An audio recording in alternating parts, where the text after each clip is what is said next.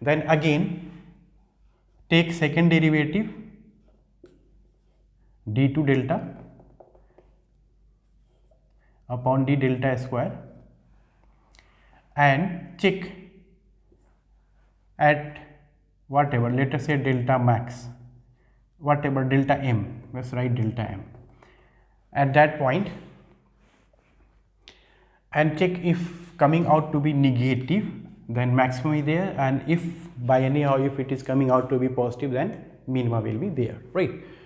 So once you will differentiate it, it will be EV by XD cos delta plus this is constant independent of delta, so this will be twice of cos 2 delta. So substitute cos 2 delta as 2 cos square delta minus 1, we know it.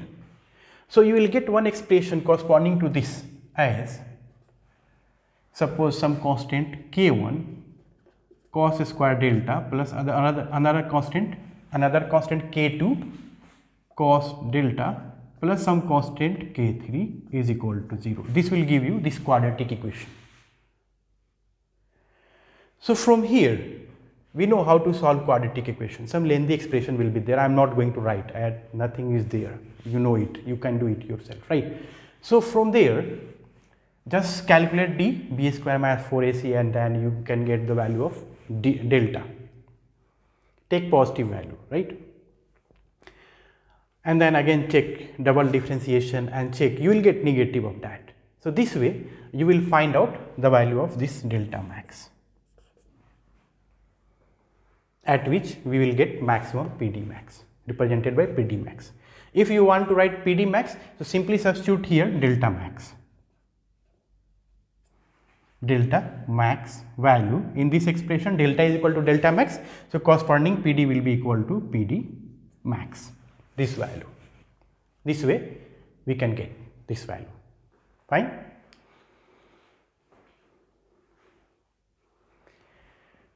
Now come to the next type of machine, which is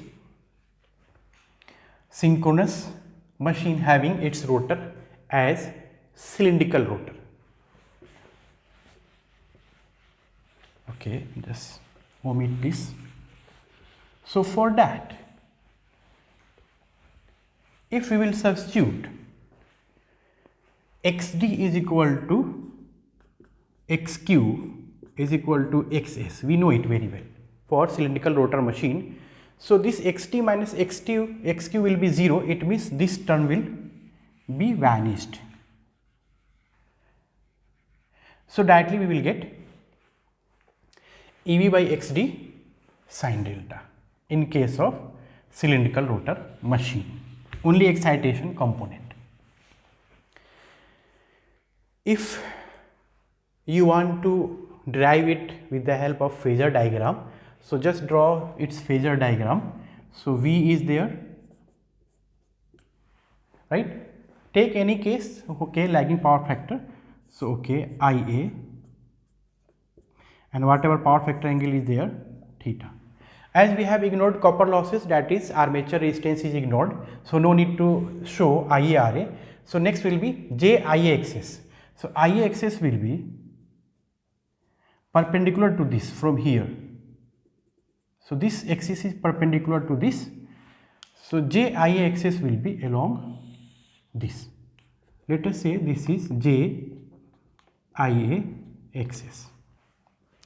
And this will give you, resultant will give you the induced EMF E, excitation EMF E. So this will be E and this will be delta, fine. So this is 90 degree, okay, just make another right angle triangle here in order to derive, this is 90 degree. So this is theta, this is 90 degree, so in this triangle this will be 90 degree minus theta, right. This is theta, this is 90 degree, so this will be 90 degree minus theta, it means this will be 90 degree minus theta. So if this is 90 degree minus theta, okay, just write down 90 degree minus theta, and this is right angle triangle. So in this triangle this will be theta. So if this is theta and this is IA axis, so this will be IA axis cos theta. Just write here IA axis cos theta from here to here. And this is E and this is delta. So this will be E cosine delta, right? Projection of this along this, and this will be E sine delta. So you may write this as E sine delta also. So this length can further be written as E sine delta. Fine. It means from here we may write E sine delta is equal to IA XS cos theta. Fine. And we know that our developed power PD is equal to output power P out plus copper losses, which has been ignored. It means this will be equal to VIA cos theta, and IA cos theta from here, this implies E sine delta. If we will send this excess here, so this will be IA cos theta. Substitute this IA cos theta here. So we will get EV by XS sine delta, where XS is XD is equal to XQ is equal to XS in case of cylindrical rotor machine, and this is coming out to be same as the excitation power component of the developed power in case of salient pole machine. Fine. So in numericals we may solve by using this expression, output power VIA cos phi or EV by XS sine delta. It means we can summarize output power is equal to VIA cos theta, and that can further be written as EV by XS sine delta. So when to use this expression and when to use this expression depends on the type of data, pattern of data given in the problem. If power factor is mentioned, it means this expression will be useful where power factor is there. If not mentioned power factor, sometimes somewhere terminal voltage and internal induced EMF and some reactances in between, maybe reactance of the load, reactance of the alternator, or even reactance of some transmission line. Sometimes impedance may be given. Generally we ignore resistance, but if given, then we need to consider those values also, right? We know it very well. And we know this phasor diagram, that E phasor is nothing but V phasor plus J I axis in case of cylindrical rotor machine, and in case of this we have this. Generally R is ignored. If mentioned or given, ignore it. If not mentioned, it means by default it has been ignored. If values are given, it means you have to take care of copper losses also, that is that IARA drop in the problem.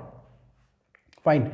Again recall, most of the students are not able to solve the problems asked in exams even having the concepts clear. Why so? They are lagging somewhere else. And one major gap which I have observed in my teaching experience is they are not able to distinguish the procedure when the values are given in actual quantities and when values are given in per unit quantities. Again repeating again, if values are given in actual quantities, it means this VIA cos theta gives per phase power. So in order to get total power given in the problem or asked in the problem, you need to multiply this quantity with 3 if values are given in actual, that is certain volt, certain current is certain ampere, like that. But if values are given in per unit, then this expression will give you the 3-phase output power. No need to again multiply it with 3. If you are not comfortable with this concept, just go to per unit system lecture. I have uploaded, you can find it in my playlist of my channel, per unit system. Just watch that lecture once, at least once, so that the concept will be clear. There you will get how V phase per unit is equal to V line per unit and I phase per unit is I line per unit. There we have expressed in detail. Suppose if you are writing 3-phase actual output power VIA cos theta, it means these are phase quantities, so the same expression may be written as root 3V into root 3IA cos theta. In order to express these quantities in per unit, you need to divide it with corresponding base. So base of line quantity will be root 3 times base of phase quantity. There this root 3 will get cancelled. Again for current root 3 will get cancelled and you will get V per unit